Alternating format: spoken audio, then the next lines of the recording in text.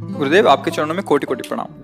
गुरुजी, राधा रानी और आपके कृपा से पिछले 4 महीने से भजन करना प्रारंभ किया है। जब से भजन प्रारंभ किया है, मेरे और मन के बीच हमेशा एक द्वंद्व चलता रहता है। हमेशा एक भय बना रहता है कि मन दोबारा ना गिरा दे। विषम संसारिक परिस्थितियों में मन पर निरंतर रखने के लिए अतिरिक्त ऊर्जा कैसे प्राप्त करूं? नाम जप से ही, और कोई अतिरिक्त ऊर्जा नहीं। मन तो चंचल सबनते, या को कौन उपाय, साधन को हरि भजन है, कै सत्संग सहाय। अगर हमें साधु पुरुषों का संग मिले और नाम जब चलता रहे तो सब सामर्थ्य आ जाएगी, क्योंकि आनी नहीं है, आप में जागृत होनी है। देखो प्रभु है ना, ये हम प्रभु के अंश हैं। अब हमें और क्या चाहिए? बस उनको भूल गए हैं और बाहरी शरीर को मैं मान लिया है और जगत के भोगों को सुख मान लिया है।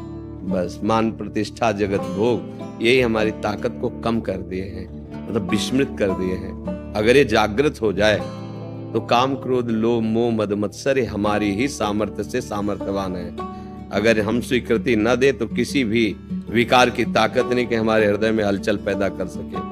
देखो, आप ही स्वीकार करते हैं मैं भोगूंगा ये विषय, जबकि ये चाल मन की और इंद्रियों की है। आप भूल से उसे मैं मान लिए, अब आपको हारना होगा, अब आपको परास्त होना होगा, क्योंकि आपकी स्वीकृति होगी मैं भोगूंगा। अगर आप ये ध्यान रखें कि ये इंद्रिय और मन का विषय है, मेरा नहीं, और धर्म विरुद्ध मैं इन्हें भोगने नहीं दूंगा, क्योंकि मेरा शासन है इनके ऊपर, और हमारे ऊपर शासन मेरे गुरु का, गुरुवाणी का, भगवत शास्त्रों का है, इसलिए ऐसा नहीं होगा। एक बार लड़के देखो, नहीं नहीं,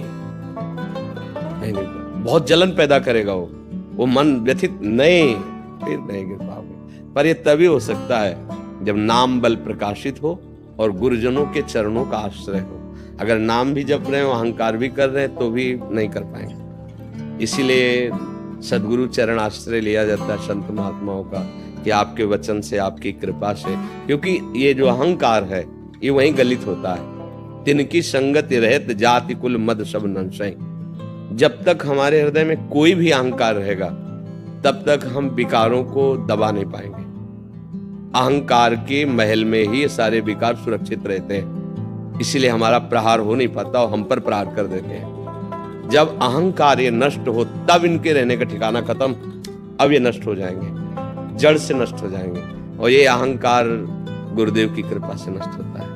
उनकी करुणा दृष्टि से वो अहंकार को नष्ट कर देते, चूर चूर कर देते हैं। सच्ची मानिए, बड़ी बड़ी साधना करने पर भी अहंकार पुष्ट होता रहता है।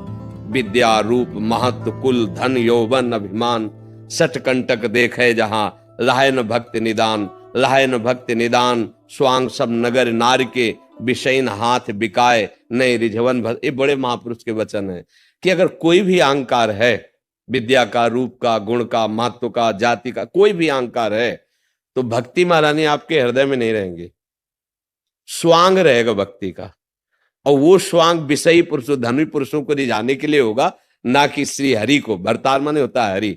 जैसे वैश्या श्रृंगार करती विषयी पुरुषों को आकर्षित करने के लिए, ऐसे भक्ति का स्वांग होगा तुम्हारा धन मान प्रतिष्ठा के लिए, ना कि हरि के रिझाने के लिए। विषयन हाथ बिकाए नहीं रिझवन भतार के। भरतार कहते हैं प्रीतम पति हरि को। तो ये अहम जो है जब तक है तब तक हमको ये परास्त करता रहेगा। इसीलिए भगवान के प्रेमी जन, इनका चिंतन, इनकी शरणागति, इनके मुख से निकले वचन वही सामर्थ्य दे रहे हैं, ऐसा मानो। जैसे आप कह रहे 4 महीने से मैं भजन, तो मुझे आपके वचनों ने भजन में लगने की प्रेरणा भी दी और सामर्थ्य दी, और विषयों को देखने की सामर्थ्य दी। मन कब विषयों में जाता है ये सामर्थ्य दी, तो अब आगे जीतने की भी सामर्थ्य दे देंगे। मुझे चिंता क्या करनी, अभी निश्चिंत हो जाओगे। कोई भला आदमी तुम्हें निमंत्रण दे, चाहे वो फोन से दे दे, चाहे चिट्ठी भेज दे, चाहे स्वयं कोई आदमी भेज दे, समझना बात। अब आप आ गए उसके निमंत्रण में, उसने पत्तल बिछा दिए, दोना डाल दिए।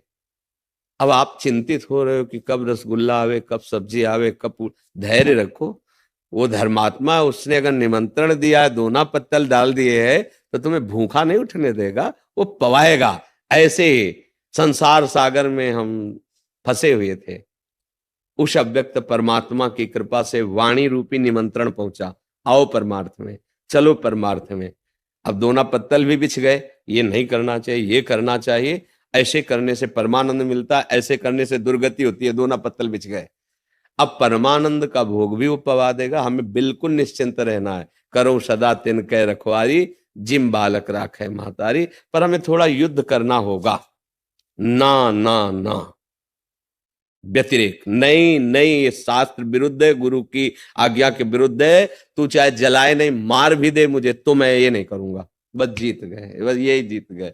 वो तुम्हारी सामर्थ्य से सामर्थ्यवान है, तुम्हें मार नहीं सकता, तुम्हें जला नहीं सकता। तुम जब तक दस्तखत नहीं करोगे, कोई भी विकार तुम्हारे हृदय को परास्त नहीं, क्षुब्ध करेगा, परास्त नहीं कर सकता। ये बात समझना है। नाम का बल और विवेक दो इस संसार समुद्र से पार कर देंगे। होए विवेक मोह भ्रम भागा, तब सब विषय विलास विरागा। और नाम जब ऐसी सामर्थ्य है कि किसी भी विकार की ऐसी जोर की टक्कर नहीं होगी कि आप गिर जाओ। सहने की सामर्थ्य, सहत सहत बाढ़े भगत गृह तन गुरु हितगार। ऐसा नहीं है, आप में बहुत सामर्थ्य है, बस उसको जागृत कीजिए और चिंता मत कीजिए। समझ रहे हैं आप? कोई संशय?